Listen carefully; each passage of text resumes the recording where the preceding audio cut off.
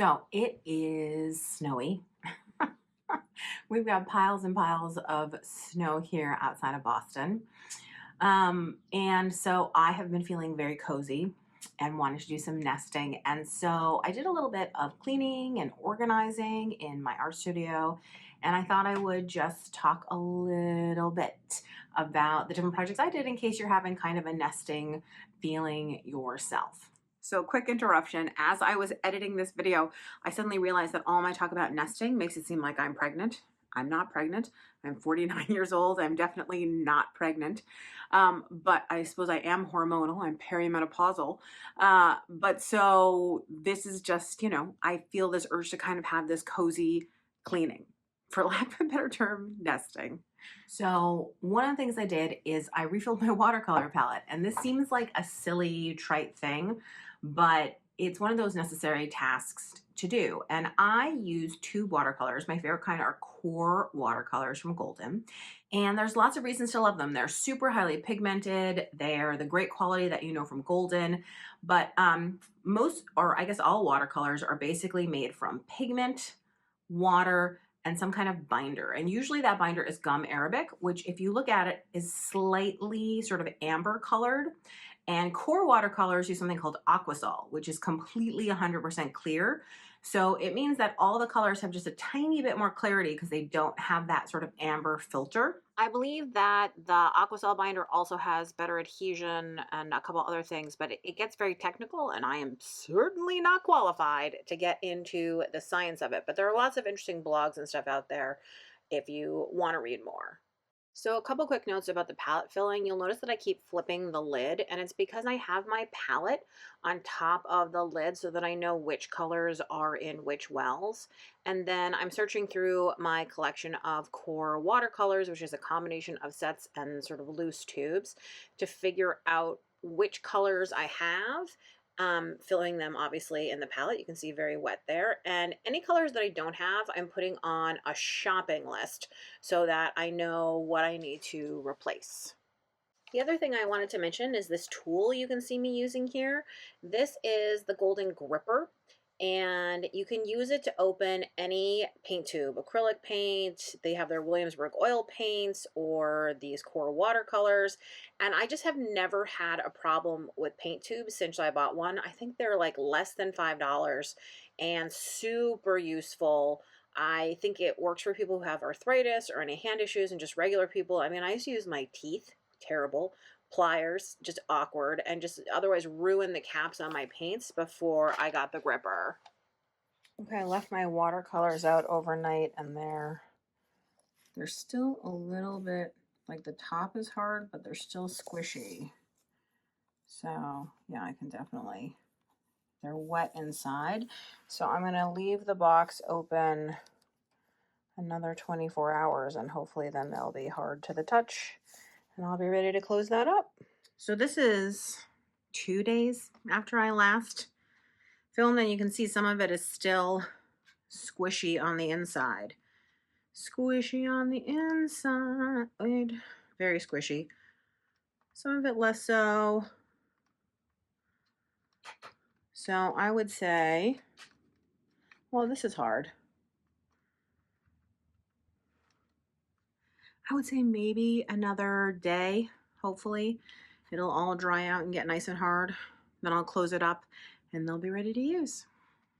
So my watercolors are all pretty firm. I'm ready to close up my palette. I will just wax poetic about this palette for a second. This is so this is a removable mixing tray, and you can see the wells are fixed in here. You can't move them or change them, but this is a Magellan palette that I believe is like a no mold, no anything palette, and it's been great. I've had it for years. It's super sturdy. It has this little locking mechanism, and I end up storing my watercolor palette, usually vertically actually, but I just put a little thing out here where I can see each of the colors because they don't look the same in the wells as they end up looking.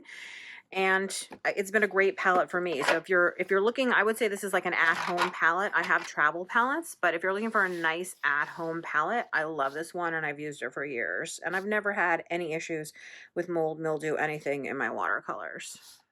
I did a whole bunch of cleaning of tools. So dried paint can be a real pain to get off of brushes and brayers and palette knives and all those things that you use in the studio. Just acrylic paint, it's plastic. So it dries to this hard, impossible to get off finish. Also, stamps, all kinds of things.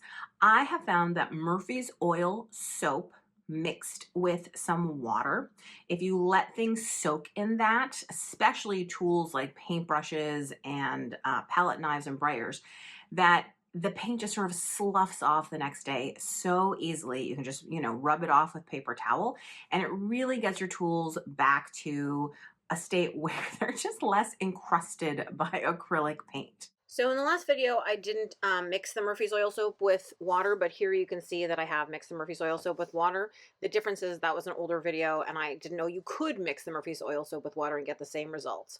So I've left some palette knives to soak overnight, and I'm just using a paper towel now that the acrylic paint is sort of loosened to clean them off. Anything that doesn't seem like it's coming off easily just goes back in the mixture to sit for another 24 hours. Some of them, it's just super easy. They go into the sink to be rinsed. I try to wipe them off before I rinse them, just because I don't want all that Murphy's oil soap down my sink. I assume it'll be fine, but let's not put things down our sink unless we know how it's going to go. I have a massive collection of art books. I can't help it. I love books. And so I have organized them all by category, and I put signs into my bookshelf so that it would be easier to figure out where everything is, because I think intentions are good when you start organizing and you think you're going to remember where you put everything, but you never ever do, or at least I don't ever.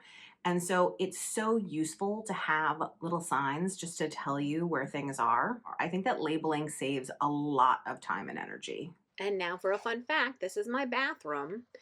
And in the shower stall, because I don't shower up here in the studio, I put a bookshelf. And that is for overflow from my other bookshelf. You can see it also has the labels here. And it's easy enough to slide in your book exactly where it needs to go and be able to find it when you come back.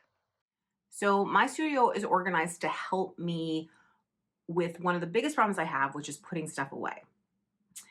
I'm great at taking stuff out. I'm terrible at putting it away again. So it's one of the reasons that I have drawers. Drawers are a wonderful solution because you don't have to put things away neatly. They don't have to fit just so. You can kind of open the drawer and dump it and then close the drawer and it's done.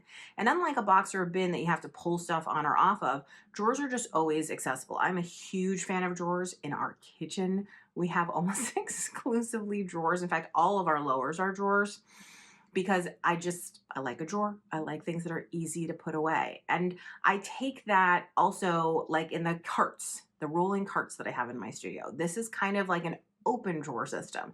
Instead of having stuff in a drawer far away that I have to go get, the carts act like a kind of drawer. They're a bin.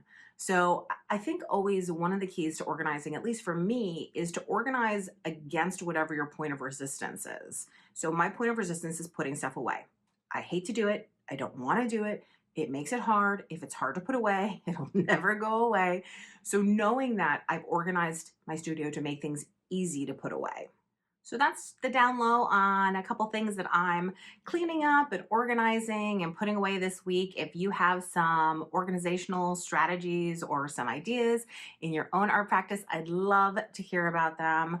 I feel like there's something that always makes me feel really good about having things more organized, more cleaned up. I hate doing it, but I'm always glad when I do.